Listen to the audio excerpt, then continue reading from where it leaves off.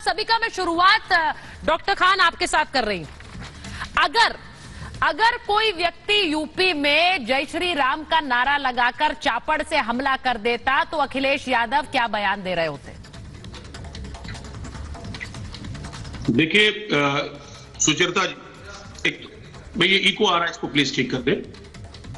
मैंने एक बात मैं स्पष्ट करना चाहूंगा कि वो किसी पर भी हमला हो, अगर वो गैर इरादतन हमला करता है या इंटेंशनली हमला करता है, तो एक बात आप जान लीजिए कि किसी पर भी हमला हो तो वो हमला पूरी तरह से नाजायज है, चाहे वो लारेब ने किया हो या कोई और कर रहा हो। इसकी कड़ी शब्दों में इसकी मजम्मत, इसकी निंदा समाजवादी पार्टी करती है, हम सब लोग करते हैं। तो वो निंदा वाला बयान अखिलेश जी का सुना नहीं हमने। अरे सुनिए, सुन लीजिए अपनी कंप्लीट। नहीं, वो निंदा वाला बयान सुना नहीं है। असद के एनकाउंटर पर आज बोले अखिलेश जी, लारेब ने जो किया उस पर नहीं बोले। क्यों? आप सुन ले। बोलने देंगे तो बोलेंगे, बात को रखने दें। बिल्कुल बोले।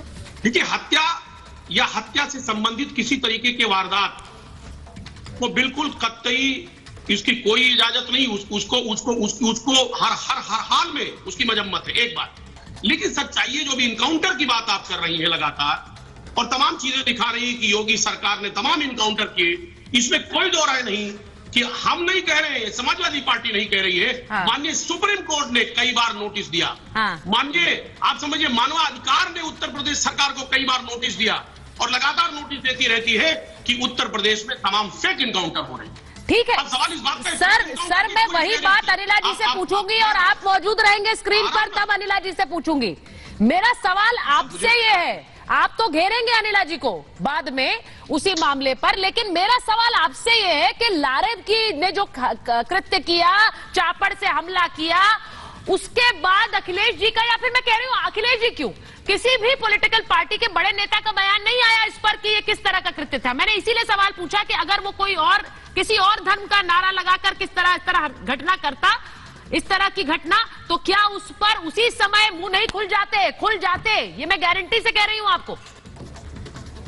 लारेब पे क्यों नहीं बोले? आप शायद पूरी बात आप सुनिए ना, पूरी बात कंप्लीट होने दीजिए। मैं कह रहा हूं कि जो गलत है वो गलत है, उसको सही नहीं किया जा सकता। लेकिन जिस तरह मीडिया में तमाम खबरें आ रही हैं, और मैं ब्रजलाल जी बैठे हैं, बहुत ही वरिष्ठ अधिकारी रहे हैं, इनका भी एक इंटरव्यू में देख रहा था, इन्होंने भी यह बात कहा, स्पष्ट किया कि वो शख्स जो है वो मानसिक तौर पे कहीं ना कहीं विकृत लग रहा है। हाँ। वो विकृत है मानसिक तौर पे, कहीं ना कहीं फिट नहीं लग रहा है। तो ऐसी स्थिति में ये बोला क्या डीजीपी सर ने बोला क्या? मैं एक बार पूछ लेती हूँ सर, ये विक्टिम कार्ड है सर, ये विक्टिम कार्ड है एक तरह से। नहीं सर देखिए, आप बचाने की कोशिश कर रहे हैं जब आप कह रहे हैं मानसिक रूप से। ये एक बड़ी कि जो मैंने लिस्ट दिखाई है, जरा लिस्ट स्क्रीन पर दिखाई, जिन जिनके एनकाउंटर हाल फिलहाल में हुए हैं सर, उसमें तो धर्म मुझे लगता है नजर नहीं आता है। उसमें हिंदू भी है, मुसलमान भी है। डॉक्टर खान देखिए सुचरिता जी, एक बात आप जानिए। हाँ। हमने सवाल उठाया फर्जी इनकाउंटर पे। आप भाई बताइए, आजमगढ़ में मुकेश राजभर का इनकाउंटर हुआ, कितना बड़ा सवाल उस पर खड़ा हो गया। भाई ने बाकायदा आरोप लगाया कि कानपुर से उठा लिया गया इंटेंशनली। मैं आजमगढ़ में रामजी पासी का इनकाउंटर किया गया, उसके भाई का भी ये बार बार आरोप रहा कि साहब धमकी दिया जा रहा था। बागपत में सुमित गुर्जर का इनकाउंटर किया गया। हम एक तमाम लंबी फेहरिस्त आपको बता सकते हैं। हम सिर्फ ये कहना चाहते हैं कि ये सरकार जो है वो फर्जी एनकाउंटर करके वाहवाही लूटना चाहती है, और इसीलिए माननीय सुप्रीम कोर्ट ने बाकायदे सख्त हिदायत दी। राष्ट्रीय मानव आयोग ने भी बाकायदे नोटिस दिया इस सरकार को कि जो आप इनकाउंटर कर रहे हैं वाहवाही के लिए। आप देखिए, अलीगढ़ में इनकाउंटर किया गया, लाइव फुटेज चलाए गए। आप देखिए किस तरह इनकाउंटर किया गया। तो इनकाउंटर किसी चीज का हल नहीं है, कानून के दायरे में रह करके सजा का हल नहीं है। मैं आपसे 100% सहमत हूं। ये कानून के दायरे में रहकर सजा देना और दिलवाना, ये सरकार का काम होता है। सरकार का काम ये नहीं है कि कानून को हाथ में ले लिया जाए। बिल्कुल आपसे बिल्कुल गलत है। और इसीलिए अगर एनकाउंटर को लेकर डीजीपी सर सवाल उठ रहे हैं मेरा सवाल तो बड़ा बुनियादी है अजीज जी।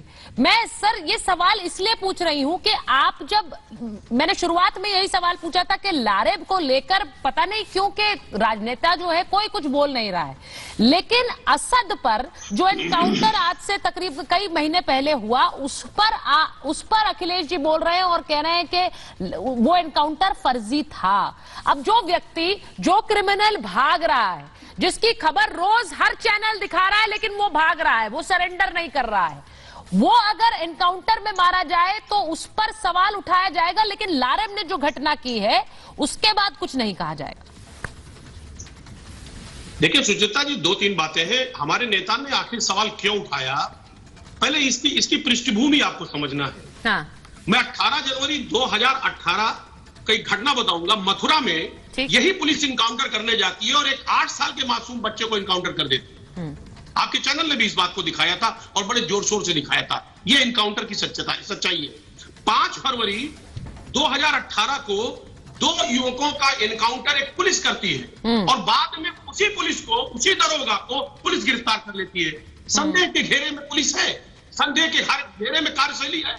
और अगर ये कार्यशैली है तो आखिर हमारे नेता क्यों सवाल नहीं उठाएंगे? ये देश का आदमी, इस प्रदेश का आदमी सवाल क्यों नहीं उठाएगा? एक बात आप जानिए, जिस तरह लगातार माननीय सुप्रीम कोर्ट, माननीय राष्ट्रीय मानव आयोग जिस तरह नोटिस पर नोटिस सर्व कर रही है उत्तर प्रदेश सरकार को, ये कहीं ना कहीं क्वेश्चन है, सवाल खड़ा हो रहा है। आज आप 8000 से ऊपर इनकाउंटर हुए हैं, 3000 से ज्यादा लोग घायल हुए हैं, उसमें क्या सारे लोग दोषी थे? तमाम तरीके के बड़े बड़े सवाल उठाए गए और वो सवाल मेरे ख्याल से आपके चैनल ने भी दिखाया है। मैं एक चीज अंबर से पूछ लेती हूँ। अंबर, यूपी पुलिस एनकाउंटर कर देगी, ये एक खौफ है, डर है, दिखाया गया, या फिर ये खौफ है, डर है, या